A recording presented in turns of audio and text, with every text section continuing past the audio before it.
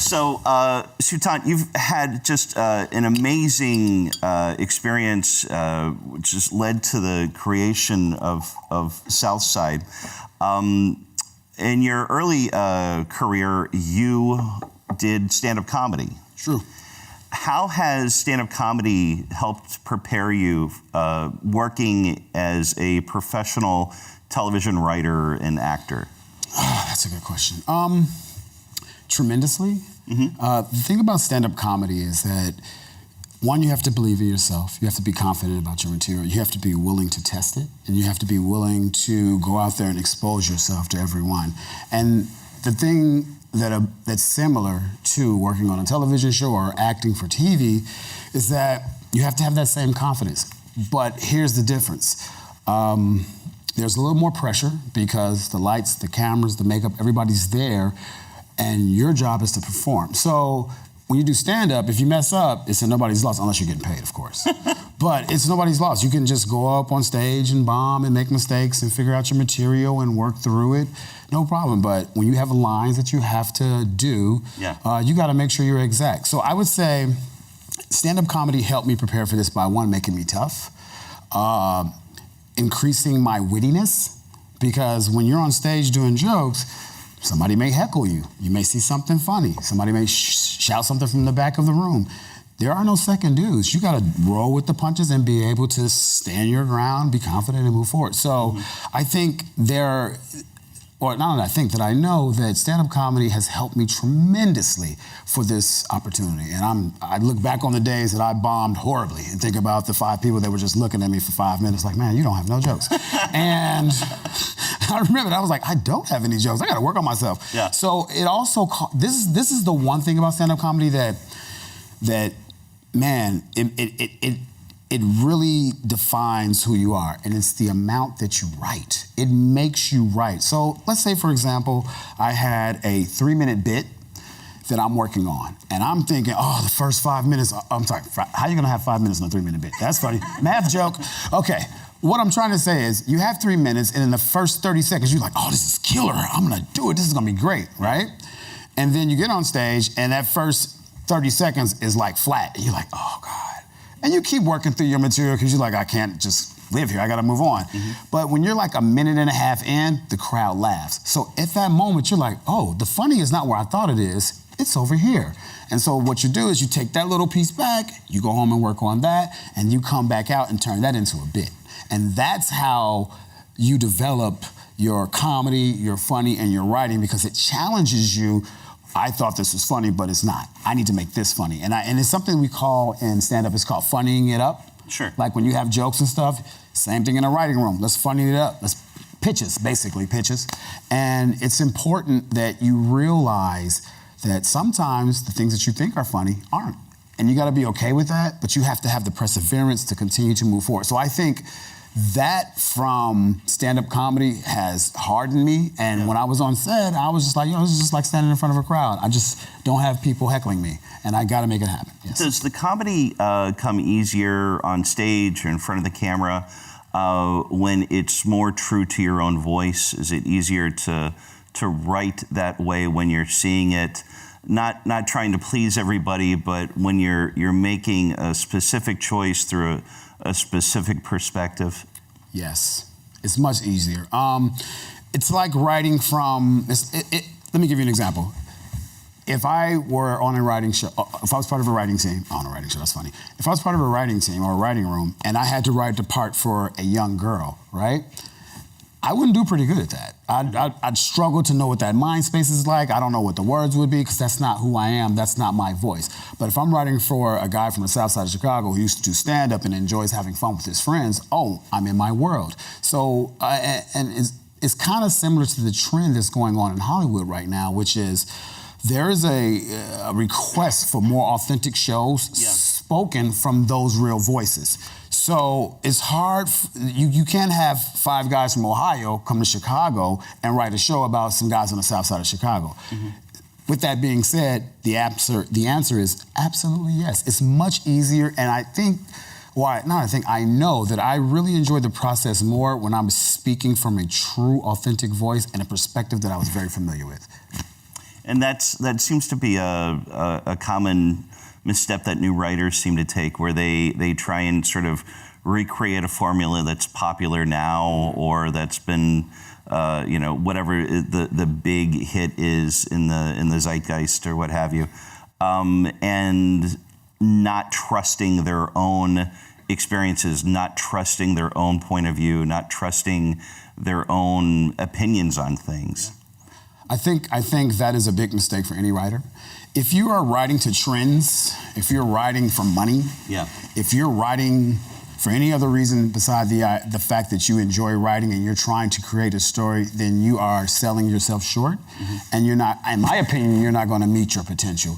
You're not writing for the love of writing. You're not writing for the idea of, let me create a story that people will fall in love with and have that human appeal. You're just doing it for money. So you might as well really just go get a job and do something else, because you can't, in my opinion, and for me, I don't treat writing that way. It's like a love affair, man. I get sick if I don't write every day. And that's, for me, that's how I realized that I became a writer, is because there were days that would go by and I'd be like, man, I haven't written all day. And I would have a physical reaction. I would have anxiety, sweat. Do you have a schedule, a writing schedule of how you do it? Do you write in the morning or late at night or whenever you get a free moment, or how do you do it?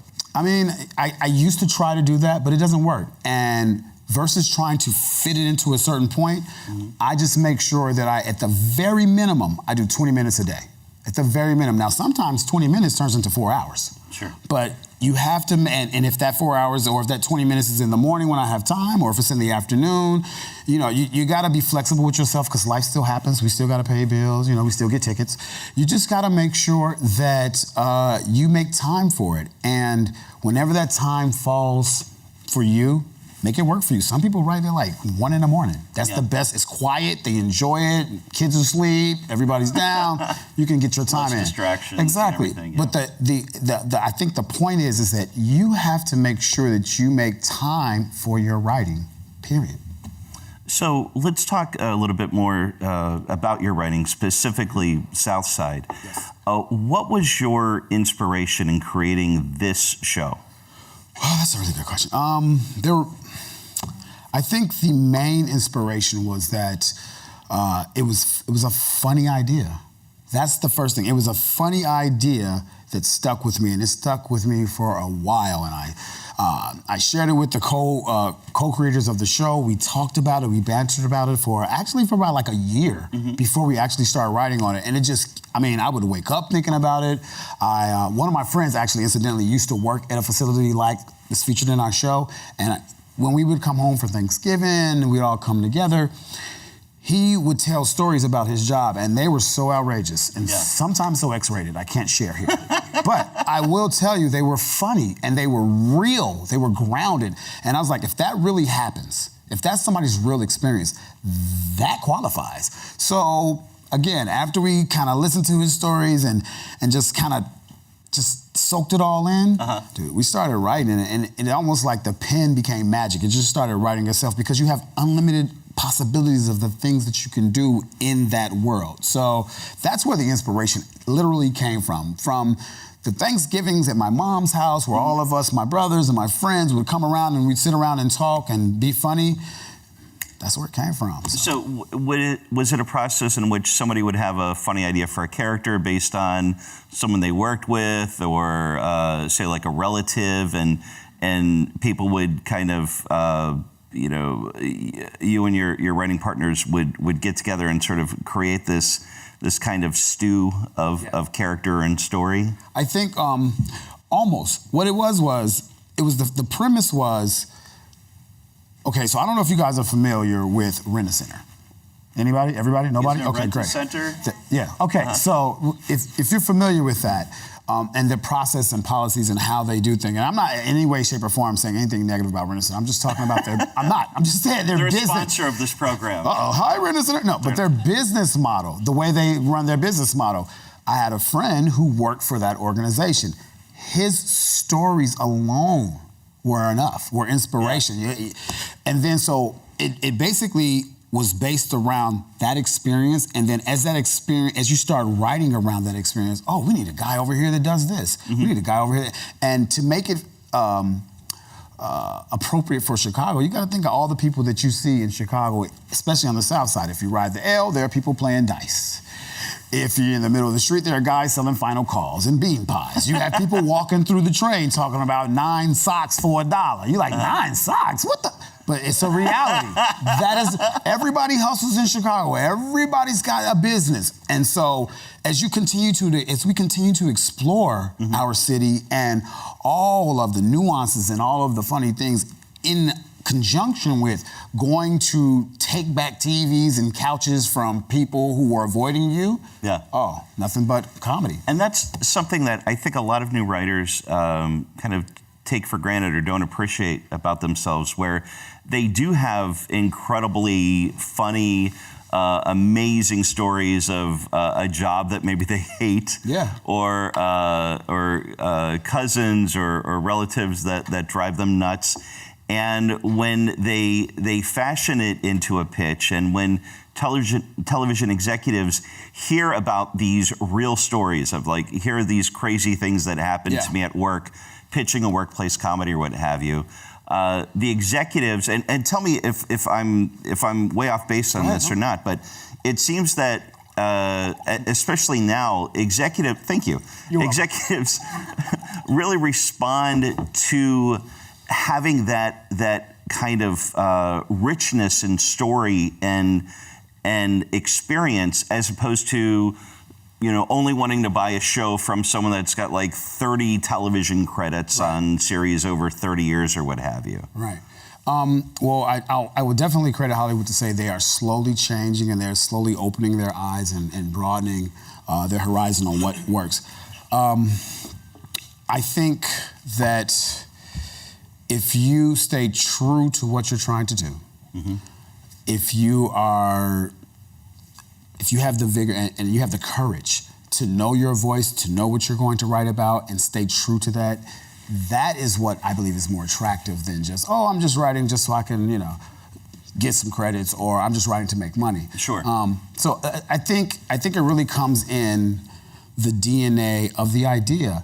And when you go to pitches or you talk to these executives, and this is a nugget, you don't want to just go in there with a pitch and an idea. You want to go in there with the concept of a whole world, a story, because stories are what's important.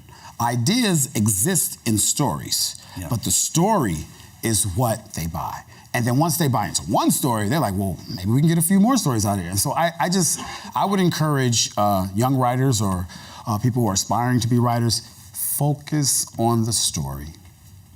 Can you walk us through the process of how Southside went from an idea to being a greenlit series? All right, well, put on your seatbelts, folks. This is going to be fun. So we had the idea, and we, as you already know, we banded it around for a year. My brother Bashir Salahuddin and his writing partner Diallo Riddle were in LA at the time, so I was writing on spec. And we worked together. We all had passes. Now, this is the very interesting thing. Bashir they already had a pitch meeting set for I don't know what, but because we were talking about the show and we started writing on it and it started creating energy, he's like, you know what? I think I'm going to pitch this versus something else I had in mind because I like this more. I was surprised. I was like, all right, let's go, bro. Whatever, no problem. And so I can't speak to what happened in the pitch meeting. In all fairness to you all, I wasn't there. But I will tell you, before the pitch meeting happened, I called my brother. I was like, yo, what's going on? He's like, I'm about to go to a meeting. I'll call you afterwards. He called me afterwards and he's like, all right, they're interested in pilot. I think I fainted for like 3 seconds, and I woke back up. And so the pitch meeting was successful. They liked the idea. So the pilot was greenlit. So we came from there. Once it was greenlit, you do all the scheduling, get all the crew and everything. We came to Chicago and we shot the pilot. We shot it on the southwest side and just the south side.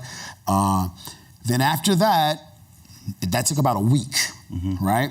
So that was a week of acting. That was like a taste. I was like, oh my God, I could actually do this for a living. I was excited. When we wrapped, I was so sad. I was like, man, this is over? I gotta go home and like look for a job or something? Nothing's wrong with jobs, but at this particular time, I had a taste. So I was just like, yeah, we're gonna go. And then it took about a year I'm sorry, let me rephrase. It took about 6 more months. And then Comedy Central was like, okay, we're gonna order a season. So that's 2 green lights. Wow. The first green light was the pitch meeting. Bing! Oh, you like it? The second green light was the pilot. Bing! We get to shoot a pilot. Then the major being came. Yeah, we're gonna go ahead and do a series. I think I lost my beep. Like how I censor myself there. So after that, we did the full season, which was last summer. We shot it all here in Chicago on the far southwest side, the south side, the east side, all over. We were on location, and one of the things that was really important to the writing team and the staff, as well as all of the actors and the show lead, was to make sure that it was grounded, authentic, and funny. And it portrayed a true voice and a true perspective of the community that which we're displaying, which is Southside of America. I was getting ready to say Southside of America. That's funny. The Southside.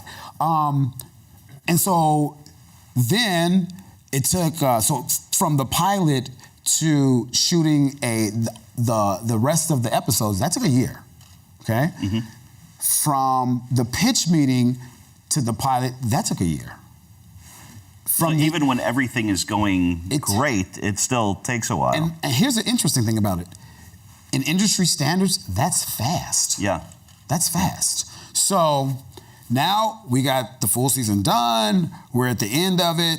And I'm like, this was last August. The first week in August is when we wrapped on the first season. And I was like, all right, cool. This is going to be out in December. They were like, oh, we're going to come out in July of next year. I was like, no. So literally between each green light, it was about a year. And I think that it's important in that between each year when you're waiting and you don't know, keep writing, keep working on your craft, keep busy, get physically fit, because you don't know what's coming up. You have no idea. And when I say be physically fit, I mean so that your mind is strong, that your energy is up, and that you're into it. You just gotta get into it. So I'm sorry to cut you off. No problem. I want to go back a little bit. Okay. To when you were shooting on location on the South Side. Okay.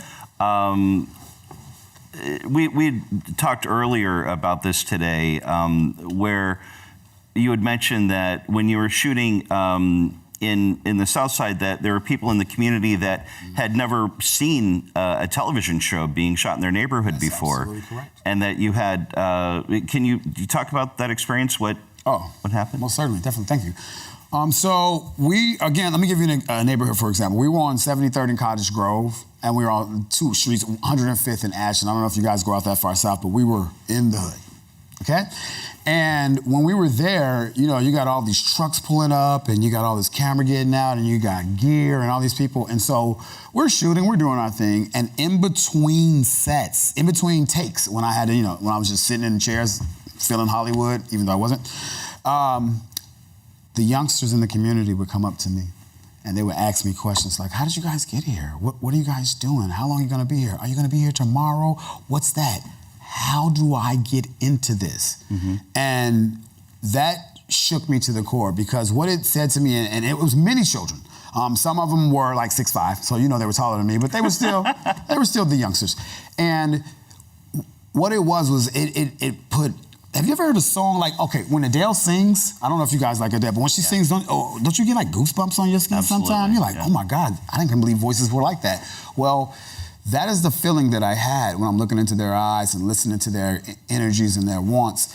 And I was just like, yo, something's got to be done. So that experience right there, like, literally transformed me. Like, it changed me as a person, and it changed me from a person that was just like, oh, I'm aspiring to do these things and have these goals. So I need to do more. I'm in a position in front of the youth where I'm from who are looking to me in a position. And I mean, unless you're sitting in those shoes, it's hard to deny it. But they're looking at me, and I know they're thinking like, man, I could do that. How can I get there? Yeah. I just need help, without saying it. And so as a result of that experience, that is how I conjured up lane44.org, which is our nonprofit. Yeah, can you tell us more about Lane 44? Okay, sure. And you co-created that with Debbie Holstein? Yes, Debbie Holstein. She's the co-creator as well as director, very talented person. So in essence, what lane44.org is, it is a nonprofit organization where we specialize in making major motion pictures.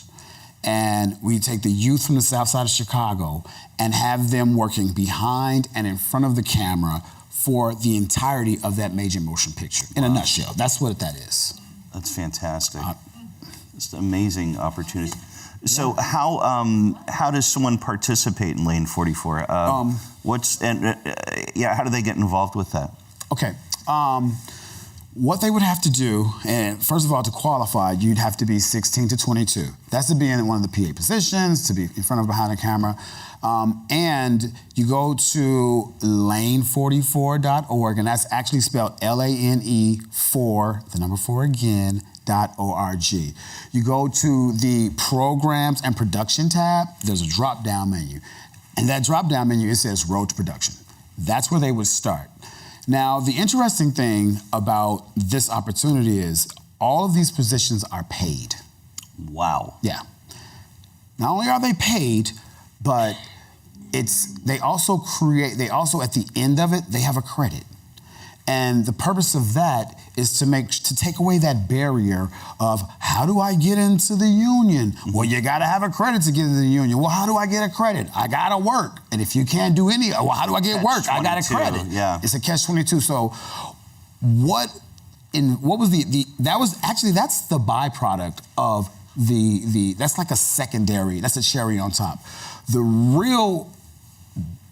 The best part about it for me is the process, going from pre-production to wrap. It's the idea that you have somebody on the South Side of Chicago, where I'm from, who looks like me, who needs this kind of assistance. You're exposing them to a world that not only they never knew existed, but they are going to learn soft skills, hard skills. You're going to, this program will be like an economic stimulus package in their own neighborhood. Mm-hmm. They get to see themselves working. They're not sitting around bored for the summer looking for a job, if they even want one. And ultimately, it's about exposing the youth to things that they've never seen or had before to see if they like it, so that maybe there's an idea that we can get more people in production from the South Side of Chicago. Because I don't know if you guys are aware of this, but Chicago is the second largest market for film and TV. That's a reality. Yeah. So, for me, that was like, we got to do something. It's wonderful that that program is getting off the ground, and just the amount of television and film being shot here in Chicago. Yes. It's great to have all these Hollywood companies coming in, but what I'm really excited about with Lane 44 is that there are productions coming out of Chicago. That's right. with programs like that. That's right. That's another thing that's really important is the movies are based in Chicago, based on they're using the talent of Chicago, the production teams of Chicago, and allowing the youth to work with these teams in Chicago. And the other interesting thing about it is the staff or the pros that are going to be on this project or any Lane 44 project, they have to be interviewed to make sure that they understand this is not just, yes, this is a union job. Yes, you're going to get paid union wages or what have you.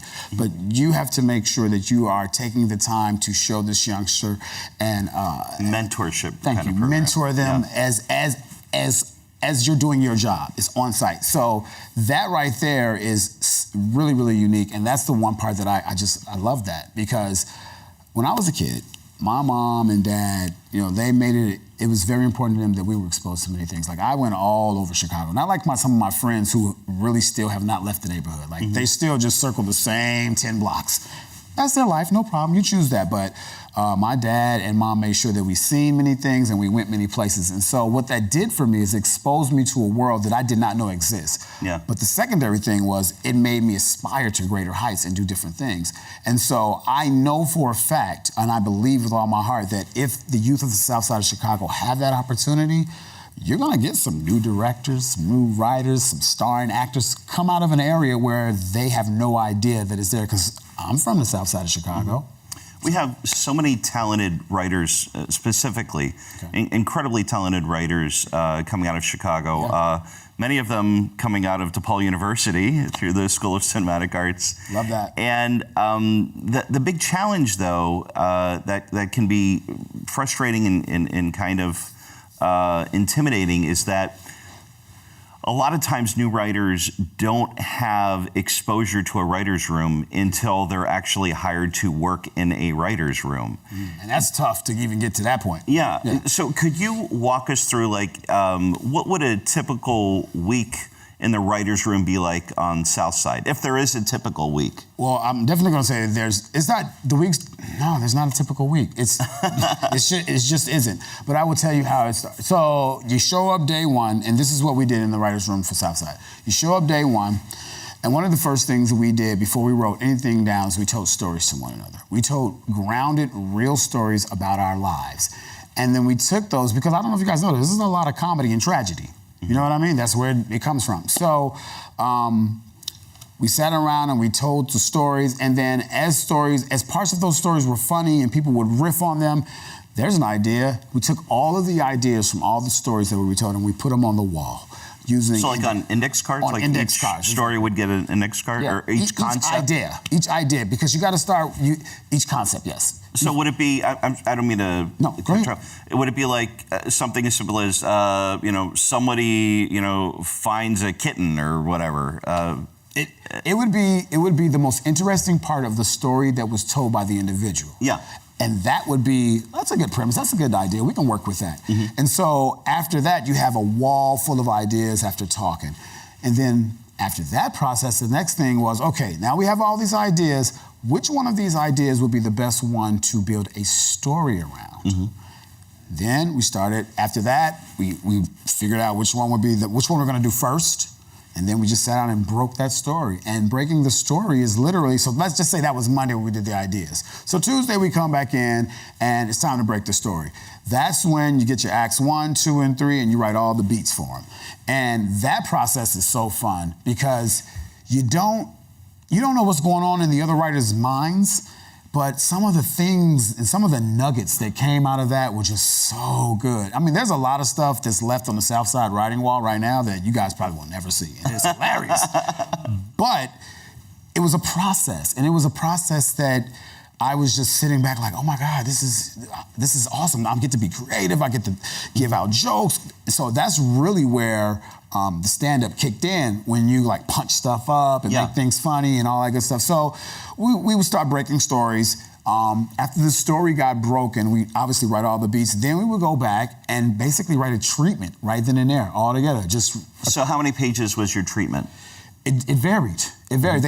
Ultimately, they all had to be between 8 and 12 pages, 12 being too long to turn into the network. Okay. So the goal was to get a synopsis of all of the funny stuff that we wanted within a readable range for somebody. So 8 to 12. You would do an outline first, like a shorter? Mm-hmm. And how long was the outline? The outline was probably like 3 to 4 pages, because it was just beats.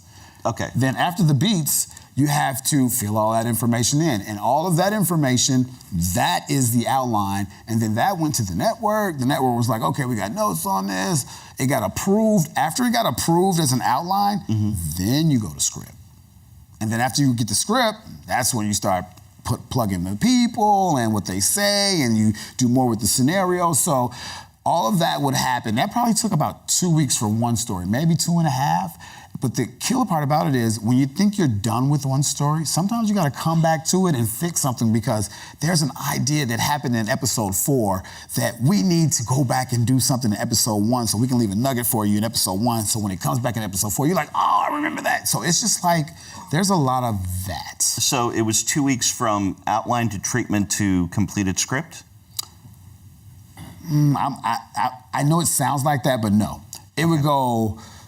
And mind you, we're working on, once we break one episode, and we get to a certain point, then we go to the next episode. And then, so what happens is I'm leaving some stuff out. Like, okay, so you got 2 weeks, and that's when you turn it into the network for like, hey, approved, let me see what you guys think. Sure. They get their notes on it, it comes back. Then we revise that, and then one of the writers in the writing room leaves and takes that out, and they work on that. And they work on that script by themselves. 3-4 days, they work on it by themselves, then they bring it back, and then we all review what they wrote, we punch it up, take it to script form. I mean, they actually write the script when they leave. We're done with the outline. They're writing the script now. They bring the script back, we all punch it up, and submit it. So they have that process, 3 or 4 days to write an entire half-hour script. Based on the input from everyone that did the outline. So they had a lot of the material that they needed already. It was just a matter of them putting their touches on it and making it their own. But we all worked together to make sure, because our writing room, and I'm thankful for this, our writing room was very supportive. It was led very well, it was very organized. So after like week 3, we all knew the routine. We knew what was coming up, we knew what we had to do. And it's, you had mentioned that Southside was run so well that your typical hours were like 11 a.m. to 7 p.m. Yes. Which I've heard of, like Everybody Loves Raymond, I think was the only other show that kind of had those hours, or very few of them. That's an amazing, well-oiled machine where everyone's just meshed and on the same page with everything. Like, we've heard horror stories of shows, where the writer's room, you show up at 10 a.m. and go home at 6 a.m. for, on a weekly basis. Wow.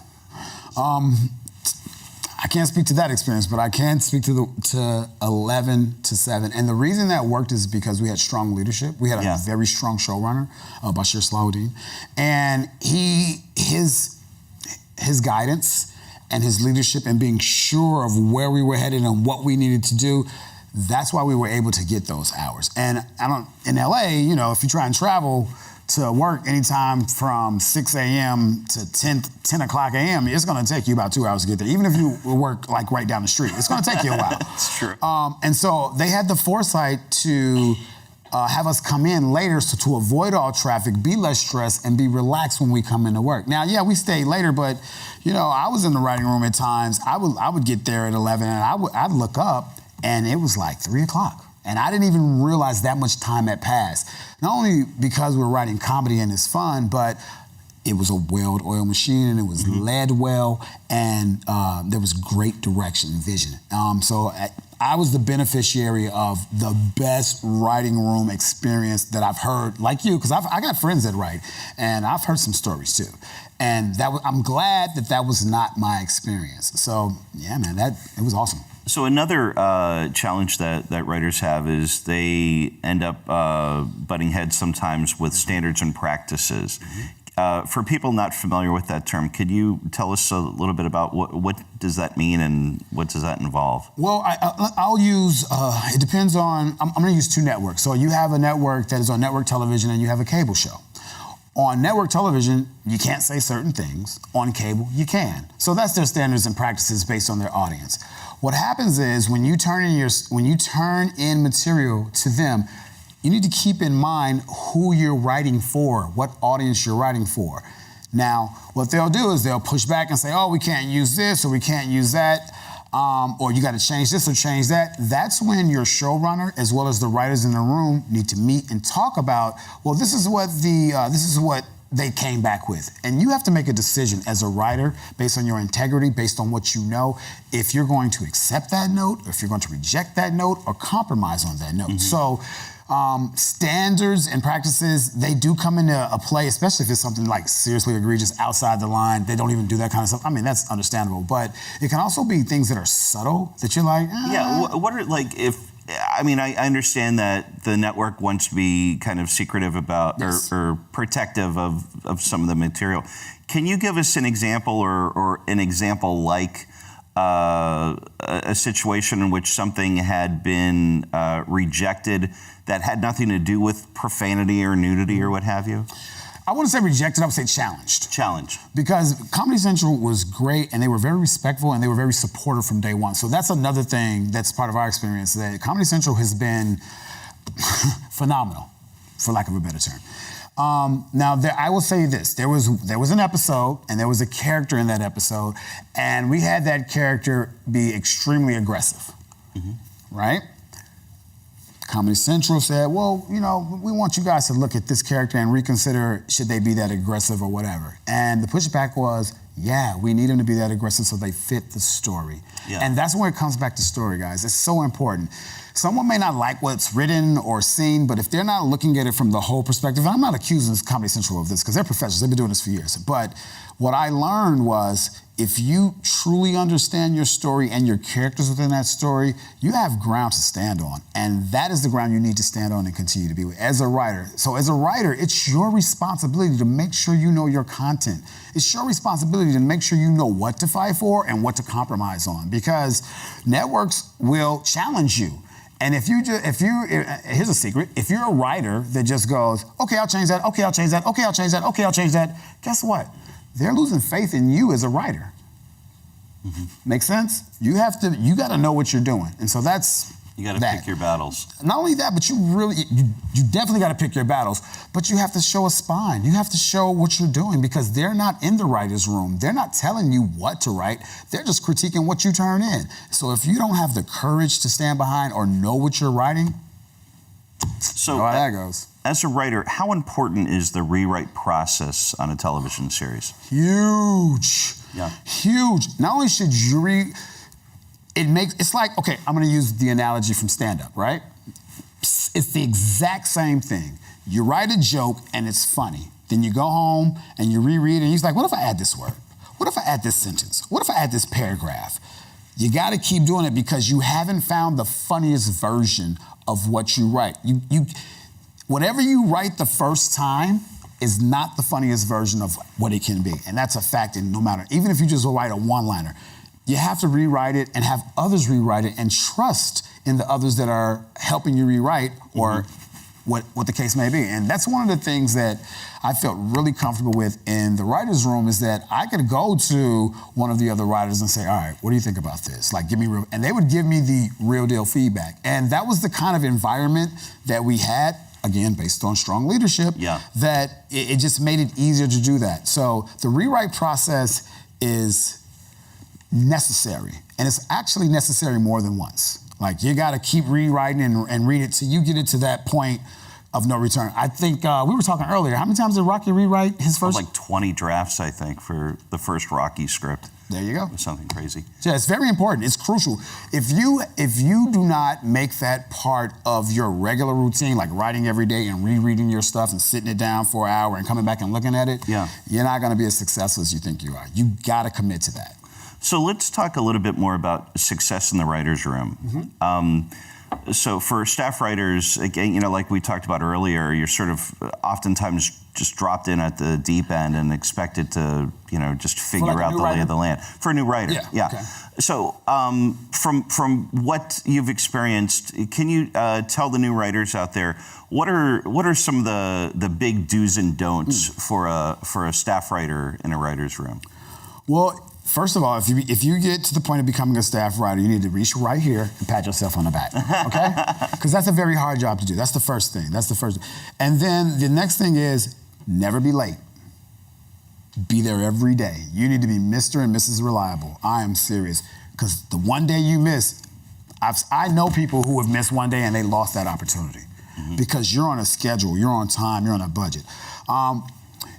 One of the don'ts is don't hold anything back. Be fearless, okay? If you have an idea, no matter how wacky, how silly, how dumb it is, spit it out and have courage to make a lot of pitches. Because a lot of pitches in an environment where it's pitch heavy and everybody's got jokes and they're all funny, especially in comedy, you gotta keep coming with the pitches. Write every day. This is gonna sound weird, but write a little while after you get home. Review what you guys went over that day and come back the next day with fresh ideas, because when you in the writer's room, your job is to write until every episode is complete. And that's not just the hours that you're in there. I mean, if you have a good idea about something and you're thinking about it, you don't stop thinking about it when you go home.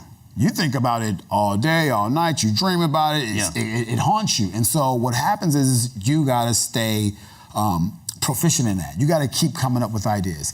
Another don't is be very careful of doing pitches or coming up with ideas consciously or subconsciously, they were from somewhere else. You got to be aware of that. It's really important, and that's why you got to have a really diverse writer's room, because there have been many times when I'm sitting in there and I'm like, ooh, this is a good idea, and I'll say it, they'll be like, oh, that was on that show. We can't do it. That's harder and harder because there's so many damn shows on TV now. Absolutely.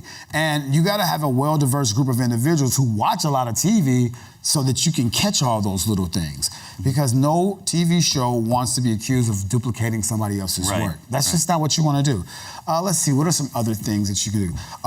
Make sure that I know I said this earlier, but when you got to take care of yourself. You got to be physically fit. You got to eat right, and you got to drink a lot of water, and you got to keep this thing hydrated and ready to go, because your mind is your greatest weapon. You have to continue to feed it. It's a creative marathon. Yeah, it is. You got to feed it oranges, pineapples, all that good stuff. I'm telling you, man, if you go straight burgers and pizza and coffee, you're not going to get the same effect. There's a definite difference in the energy that you have and the ideas that come to you when you eat light food versus dark food. And the reason I say light food is like food that's grown from the sun, off trees, et cetera, et cetera. That's very important. So in a couple of minutes, we're going to be taking some questions from the audience for people that want to line up. Okay. I wanted to ask you, before we do Q&A, from your experience, what would you say surprised you the most that you didn't expect at all before getting into Southside and getting the writer's room going and working on the episodes, performing in front of the camera, behind the camera? What would you say was like the most unexpected part of this experience so far? The youth. When I was on the south side of Chicago, which created Lane 44, I did not expect that. I did not expect to feel that way. Now, that's just one of many things, so I'll give you a couple more. But that right there just drove it home for me, how impactful what we're doing is. I did not expect that, man. And I'm telling you, I went back to my trailer like, oh my God, I was a little shaken because it was so powerful. Another thing that I didn't expect was the level of talent that I would be working with. Yeah. Very talented, funny individuals in the writer's room. And let me tell you something about that. If you're not sure of yourself, if you're going to be in a writer's room that's a comedic writer room and you think you're funny, you will be tested. Especially if you have stand-up comics writing on your team. We have two who are professionally stand-up comics, and they do it all the time. And they are boom, boom, boom, boom, boom, boom, boom. I mean, it's like rapid fire in there. So it's almost to the point like double dutch. You're like, all right, here I come with an idea. And if you have an idea and they have an idea and you guys are firing away, sometimes your ideas get lost and it just doesn't manifest. So those are a couple of things that really shocked me, that surprised me, that I wasn't expected. Let's see if I can think of one more. I think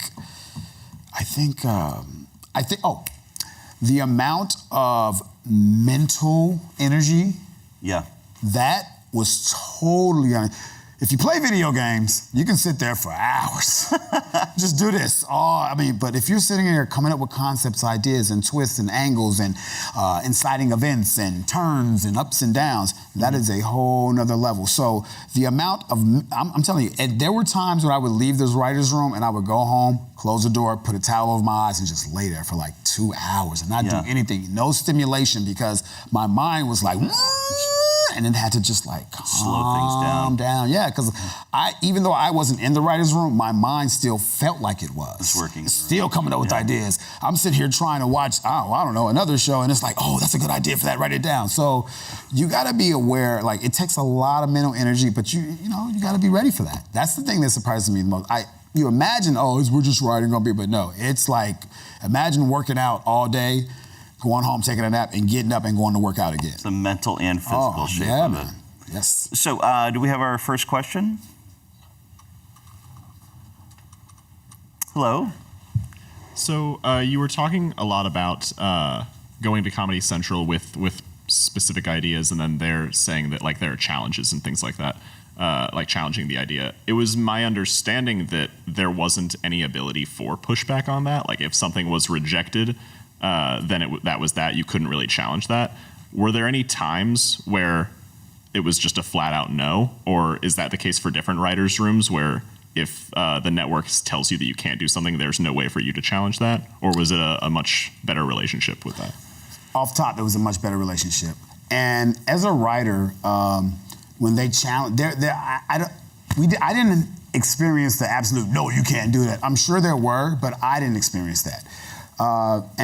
And firing back or responding to Comedy Central, for example, if you have a legitimate reason and you are sure about it, as long as it doesn't violate standards and practices, like something they can't put on TV or they don't support, then they were pretty like, okay, if this is the way you want to go. But see, the trick in that, from my experience, is it shows a sign of confidence as a writer.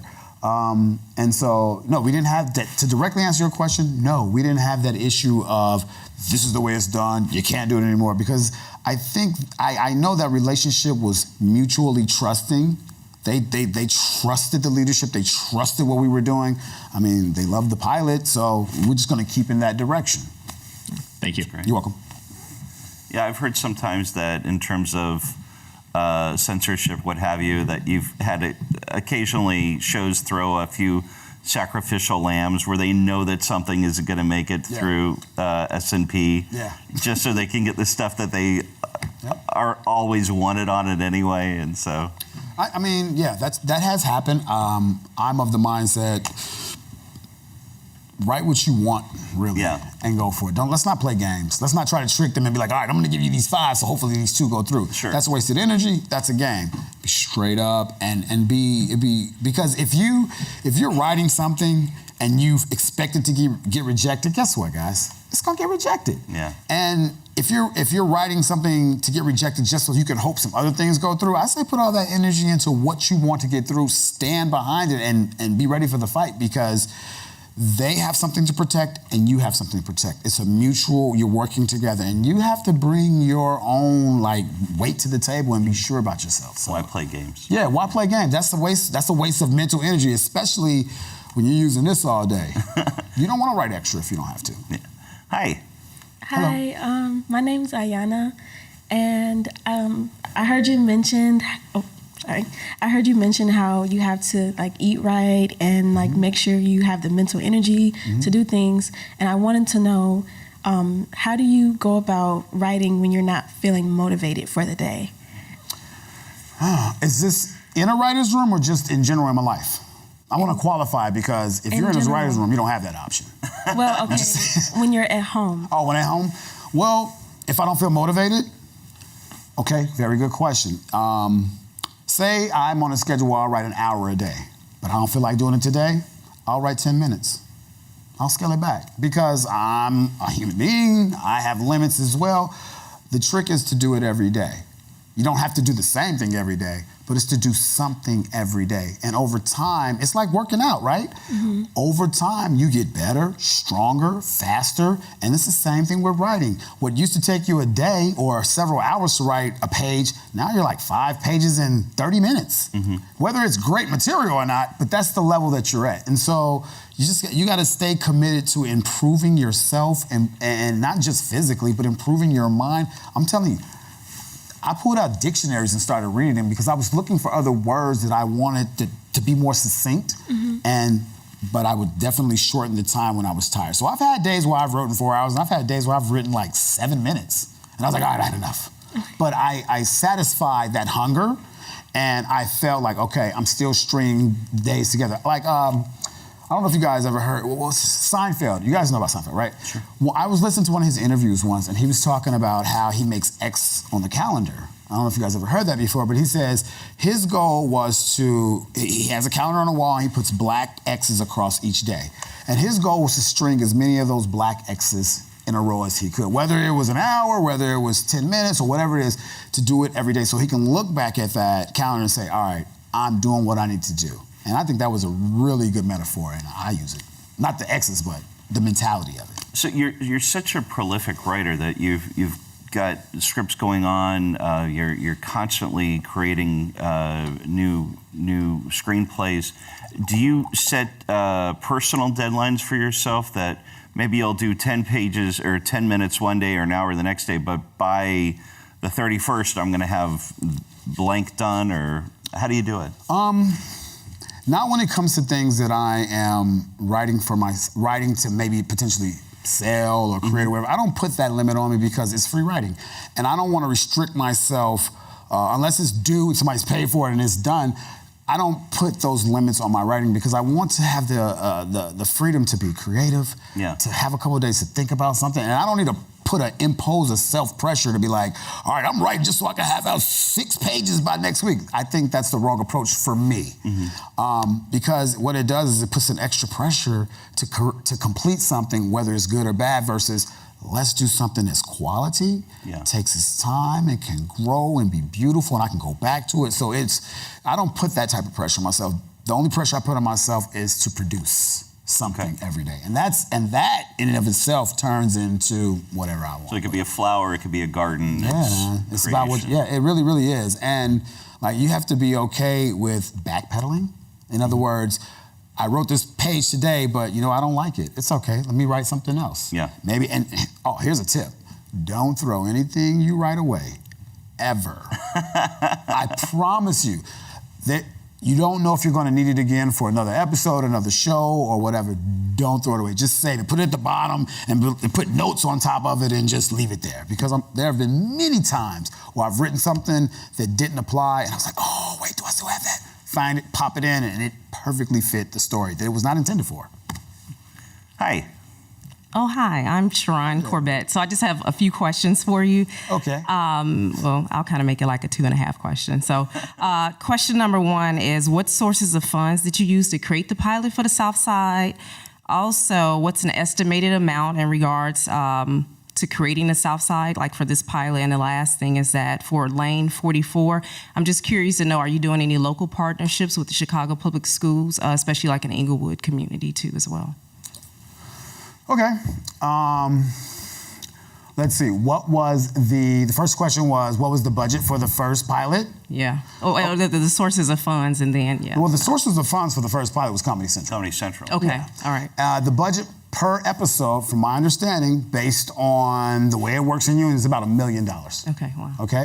Third question, which had to do with Lane 44, Lane which 44 is what other can you repeat it again? Yeah, sure. What are some of do you have any current partnerships for Lane 44 with maybe the Chicago Public School System, like maybe some of the high schools in the Englewood community? Very good question. First of all, Lane 44 is going to be established on the South Side. And when I say established, I mean like their physical location eventually is going to be in the Englewood area or the Auburn-Gresham area where I'm from. As far as partnerships goes, eventually, yes, we are going to have partnerships.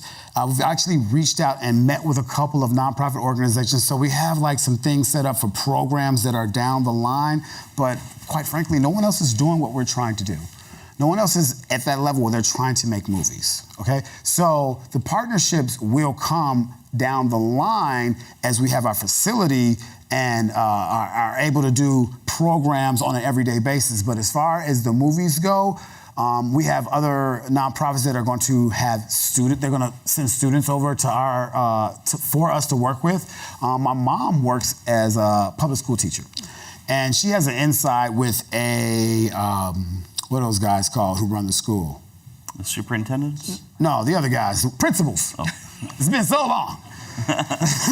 Sorry, I've been out of school forever. Anyway, she's part of a principal network. And so I've already talked with her as well as many other individuals. And Debbie has been doing a lot of work of reaching out to other organizations. So as far as filling the need for the amount of students, that is not even a problem. We have people right now contacting us and asking us when they can start.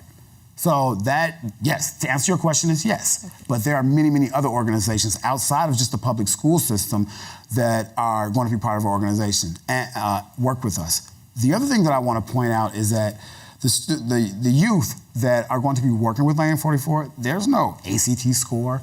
You don't have to be going to college. You have to be interested in the field of major motion pictures, and you have to express that you are eager to learn and want to do it. And from there, our selection committee will select you or not select you, depending on, your depending on the information that you submit. It's so wonderful that an opportunity like this, a lot of times students, young people don't really find their passion in the typical high school setting. And if someone has a passion for film, a passion for television, that maybe they didn't get, the greatest SAT score or what have you, but they still can have an opportunity to excel and learn and thrive through Lane 44. Yes, they can. I mean, first of all, I think intelligence is not ever determined by a score on a test. Yeah. Because certain people, certain communities get taught to the test while others don't. Right. So there's that great divide. The other thing is not everybody wants to go to college. I mean, I love all of you guys. You're in DePaul, great, but not everybody aspires for that, and that's okay. We just want to make sure there are opportunities for the youth on the south side of Chicago. And to your point, if someone's not interested in higher education, but they are crazy nice with their cell phone and their iPad, and they can do slow-mo animation, and they didn't figure out how to do all this stuff with TikTok and all that other nice stuff, those are the kids that we want to talk to, and those are the ones we want to get involved, because let's take your love and passion for making short commercials and let's take it to the next level and see if you can make real commercials that you can sell to Coca-Cola, Pepsi, Tide, what have you. Let's put you in a position where you can be successful and do something that you love doing, because that's where I am. Why can't you be there? Do we have time for one more question? Should I go? Yeah. All right. Hi, my name is Max. First, I just wanted to thank you for coming out and giving this talk anyway. Thank you for having me. I really appreciate it. Thanks. So I want to ask you a bit about your writing session. So you say that you do 20 minutes a day. And I wanted to know, is that focused or is it free writing? Because I'm a composer at DePaul, and I do writing sessions every day, but sometimes I feel like they're not always productive because I'm not always finishing the ideas. It's either I'll get my job done for whatever I'm working on, but then I just have a bunch of ideas laying around that I haven't used yet. Okay. So I want to know, is it beneficial to sit down and focus on what you're writing on at the moment? Like, let's say I'm going to write for Southside today, or do you just free write and then find the spot for the ideas later? That's a very good question. I don't free write. I write with purpose. I write to either write a new television show or I'm writing a movie. Those are the two areas that I'm always writing in. So, and there's a process. When I sit down, I think I have an idea. From the idea, I create a story out of the idea. First, second, third act, you know what I mean? Et cetera, et cetera. So I don't necessarily use the exercise of free write because I want all of my energy and all of my writing to be focused, laser focused, so that when I'm done, I can have something to say, hey, check this out. Versus here go a bunch of ideas. See, here's the thing about ideas, man. Ideas are great, but they don't sell. They only sell late night on television, if you're up late drinking some coffee. They don't sell. You have to have a story. The story is the most crucial part of all of this. And if you have the ability to write stories, write them well, even write them badly, but you know how to construct a story, you know how to put it together, you are way ahead of the game. Writers are going to be, if you're a writer, you are going to be very successful. You just got to keep at it and keep working at it. But yeah, I definitely don't free write. I mean, when I was younger, I would like free write rhymes and they were all whack. But I've gotten to the point now where I know what I'm writing about and I'm very focused on that. And so I don't I don't write like 3 projects at once. I write one project at a time from beginning to end. Once it's completed, I move on. And the cool part about that is when you do that, I get other ideas for other shows or movies when I'm writing. And so when that happens, I have an idea sheet next to me, and I'll jot that idea down. Mm-hmm. And then I'll go back to that and revisit and be like, man, I wonder if I can make a show out of that. And then I'll start. Now, regardless of whether it's gonna get picked up or sold or whatever, I'm not writing for money. I could care less about that. I'm writing because I enjoy it and because I love creating and I love telling stories. That's why I write. So we've just got a little time left. Okay. Before we go, can you maybe impart any final words of wisdom for people looking to forge a career as a writer, director, actor in television? Yes, definitely. I have a few. Number one, be true to yourself. Know what you want to do. Don't just do things because somebody else is doing it. Know what you're trying to do. Again, I'm gonna say this till I die. Write every day, write when you're riding around, write whenever you can. That's really important. If you wanna go into acting, make sure it's what you want. Because there's gonna be a moment when you're in front of the camera and you're gonna be like, oh God, I thought I was ready. Make sure that's what you wanna do. When it comes to writing, have fun. Here's a good one. When you start writing, create zero limits. Write as if you have the most money in the world and they're gonna produce whatever you want, because who does it hurt? And if you start blocking your own creativity before you even get it to somebody, guess what you're doing to yourself? You're hurting yourself. Yeah. Do not limit yourself in your ideas. Do not limit yourself in your creativity. Give it all to that paper. Give it all. And have confidence in yourself. Trust yourself. Believe in yourself. Great parable. If you were out here to go out and get a job and you want to work for, I don't know, IBM or something like that, and they hired you and they're paying you an $80,000 salary, what really happened is IBM said, even though they're out of business and old, you can tell my age now, that guy said, IBM, what? Anyway, Starbucks, if you will, decided to hire you. What they just did is they took a chance on you. So now the question is, are you brave enough to take a chance on yourself? I'm told we have time for one more question. Sure. Okay.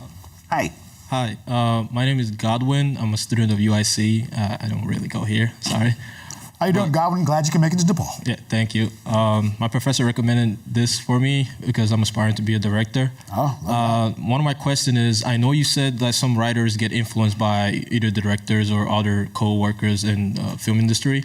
I was wondering if there are times when the writer have to stop listening to his co-workers and listen to the audience, because sometimes the audience, these stories are for the audience, and they perceive these stories or patterns of the actors, and they have ideas of their own, and they start reviewing it. Do the writers also have to think about the audience reviews, or they just ignore it and just keep going with what the directors or producers are going with?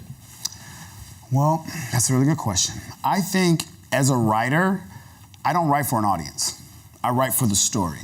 Now, if the audience likes the story, great. If they don't, cool. But I don't, it's like writing for money. You're not writing with the intention of telling a good story. You're writing with the goal of, I gotta get a check, I gotta pay a bill. And I think when you do that, you sell yourself short. Yeah. I think that's the wrong reason to write. I think, now when it comes to the director, well, at that point, it's already written. If the director's involved, we're shooting. So the director's not gonna be in the writing room. So I don't see that relationship as much. Now, when you're on set, you may have the showrunner there and they may say, hey, we need to change this line and do something else. Well, that's different. But when you're writing, write for the love of writing and focus on creating good stories. Good stories will last. Perfect example, West Side Story, right? They're doing that here in one of, it's getting ready to show again in one of the, exactly. Lyric opera. When was that story written? The 50s, I think. Based on Romeo and Juliet. Yeah. Oh. So I mean, most stuff before is the based on 50s. Shakespeare, but the format. But the reality is, it's a good story, right? They're redoing it right now. They're still making money off it. That's the power of a good story. Focus on the story. Please give a hand to Sultan Salahuddin. Thank you very much.